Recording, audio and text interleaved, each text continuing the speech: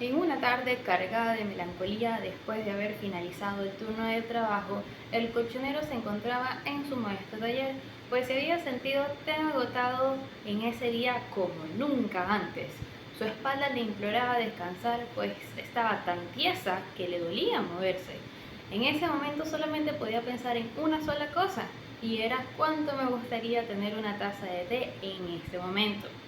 Ese pensamiento fue lo que le hizo poder continuar y llegar a su casa después del atardecer, donde se encontraría su hija Paulina, diligente como siempre al mandate de su padre, le ofrecía un pequeño jarro de metal rebosante del agradable y reconfortante calor del té. Con una sonrisa cansada pero agradecida, él aceptó el gesto, sintiendo el calor reconfortante del líquido que emanaba de aquel recipiente rudimentario, el cual recorrería su garganta como río llegando a un caudal.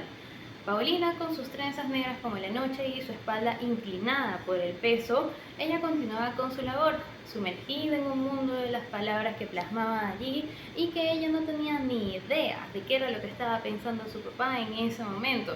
El colchonero no pudo pensar en que cuando la miraba solamente le venía a la mente una sola cosa, y era una mezcla entre ternura y tristeza que se agolpaba en su pecho, y Paulina en ese momento es y seguía siendo su único consuelo en un mundo marcado por la ausencia, la pérdida y la enfermedad.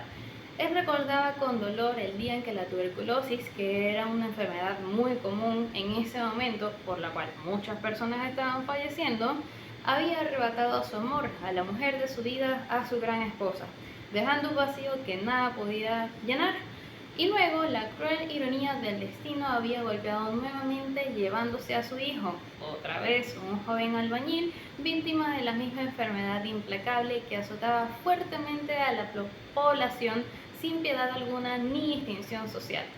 El recuerdo de aquel fatídico día resonaba en su mente como un eco doloroso. Había sido solo un ladrillo.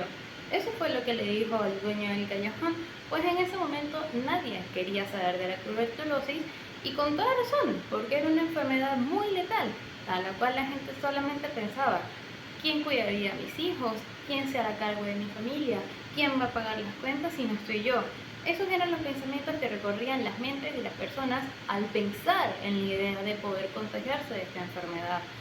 Y en ese momento él solamente podía pensar en el ladrillo que le había caído a su hijo, que en realidad para él se sentía como un ladrillo, pues representaba el peso abrumador de la tragedia, la fragilidad de la vida, la impotencia ante el destino inexorable. En medio de aquellos pensamientos sombríos, el colchonero conservaba a Paulina, quien en ese momento seguía inmensa en su tarea, ajena al inmenso dolor que su padre cargaba. Sus palabras fluían sobre el papel como un río tranquilo, llevando consigo la esencia de sus sueños y esperanzas. El colchonero tomó otro sorbo del humeante líquido en el jarro y él estaba sintiendo el calor reconfortante que se extendía por su cuerpo. A su alrededor estaba el taller impregnado del olor familiar de la madera y del algodón, mezclado con el aroma dulce del café que Paulina había hecho con tanto esmero. En ese momento, una sensación de paz se apoderó de él, como si por un instante pudiera dejar atrás el pasado y encontrar consuelo en la compañía de su hija, pues era su única familia. Y en ese momento solamente se tenía el uno al otro para poder continuar en cuestión de teoría. Sin embargo, muchas veces Paulina se sentía sola y sin el apoyo de su padre para poder continuar.